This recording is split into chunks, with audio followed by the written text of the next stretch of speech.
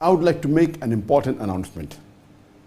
This is especially for our dear Muslim men brothers, all our dear brothers and sisters in Islam in India. This is regarding a new bill that was tabled in the Indian Parliament by the BJP government, by the Modi government, to amend the Waqf bill. They tabled a couple of weeks back in the Parliament an amendment to the Waqf Bill 2024. And what this BJP government is trying to do, along with its coalition, the NDA government, is they're trying to usurp, trying to take away the property of the Muslim Waqf Board.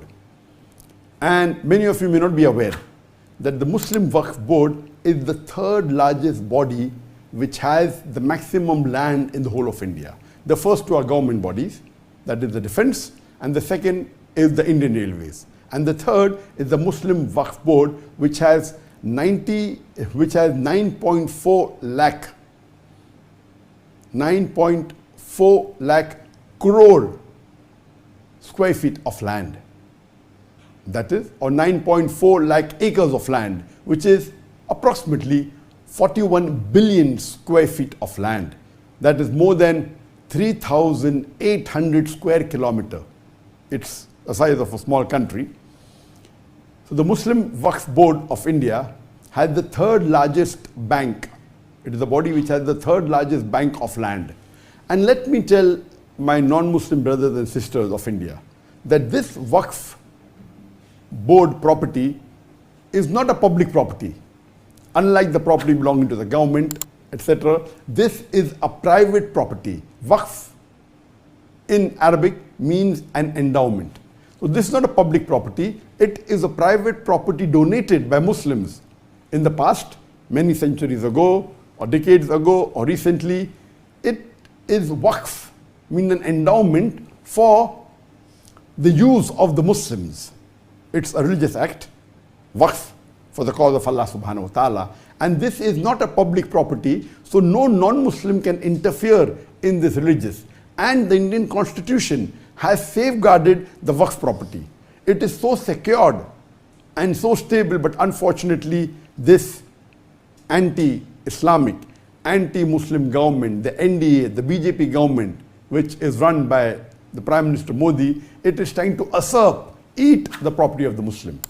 So my request that with this amendment, what they're trying to do, they're trying to say, okay, now we will reassess that if anything is a Waqf property, it goes in dispute, we'll have a board that will assess whether actually it is Waqf or not. What is this? It's secure, no one can interfere with it. And they're trying to control it and trying to put non-Muslims on this board. What we have to do is, when they table this in the Parliament, this time, unlike the last 10 years, unlike the last two elections, the BJP alone had won with a majority. But in the recent election, they have a coalition government. And the opposition is also quite strong. Previously, no opposition even had 5% of seats. So to be a leader of the opposition, you have to have minimum 5% seats of the Parliament. The Indian Parliament has 543 seats. You have to have minimum 54, 55 seats. And this time, of course, there's an opposition which is strong, and they took objection. That's the reason it has been sent to the Joint Parliamentary Board. And the Joint Parliamentary Board has given a time limit till 13th of September. If any Muslim has objection, they can take objection. And if at least 5 million, the Indian population, according to the PEW report of 2022 census, there are 211 million Muslims in India. And that's approximately the statistic of the government also. 14.6% of the of the population, 14.6% of the Indian population, they are Muslims. And even if 5 million Muslim, even 2.5% of the Muslim, if they send the objection and they reject this Waqf Board amendment bill, it will be stopped. So now it is our duty that this anti-Islamic, anti-Muslim coalition government, which is trying to usurp, eat the property of the Muslims. You know, there are hundreds and thousands of mosques in the Waqf board, hundreds and thousands of madrasas, of graveyards. The total bank is 9.4 lakh acres, 41 billion square feet, more than 3,400 square kilometers of land. It may be worth billions and hundreds of billions of dollars. It is a big asset. And they're trying to eat this property, trying to put non-Muslim on the board.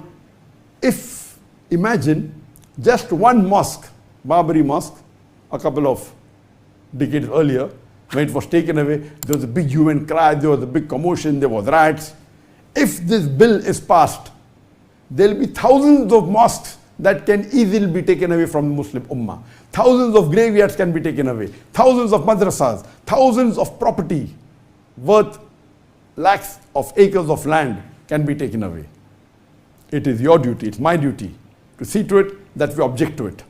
And we have to, what we have to do only is that scan. You can see it below on the link, or maybe you will see if you go on my Facebook or go on my social media, there will be a post which has a QR code. You can scan. You have to scan it with your mobile phone on the camera. It will take you to the link, and only raise the objection that you reject this Waqf board amendment bill.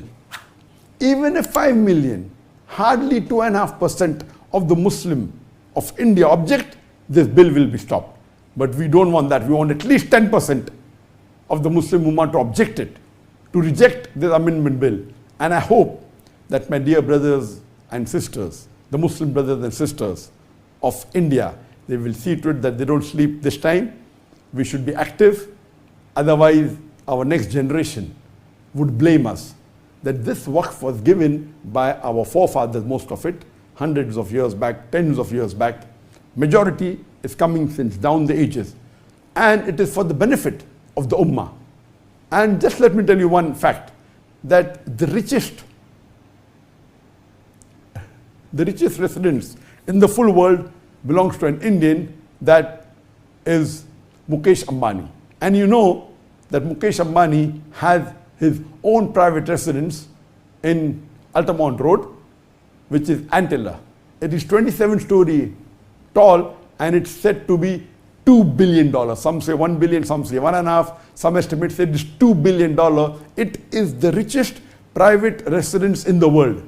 And do you know this residence of Mukesh Ambani, which is supposed to be the richest Indian, it is built on a Waqf property. So much so that after it was completed, there was a court case, and finally he won it. It was built on a Waqf property. Yet there are some of our Muslims who are corrupted, who for small gain, they take bribes, etc., and they don't handle the property well. This should be stopped. We have no objection in somebody having to take care of the Waqf board. But interfering, putting a non-Muslim on the board, trying to usurp the property. Do you know there are thousands of acres of Muslim Waqf property which is taken by the government at a mere rental rate of a small amount. All this is happening in our country, which we Muslims should stand up for. It is our right, it is our property, it's a private property for the benefit of the Muslim Ummah of India. And I hope, inshallah, today, and see to it that the Imams of the Masjid in the next coming Jummah Khutbah, they see to it that they raise the protest, and they tell the Jama'ah that see to it that we scan the code and we reject the Muslim Waqf Amendment Bill.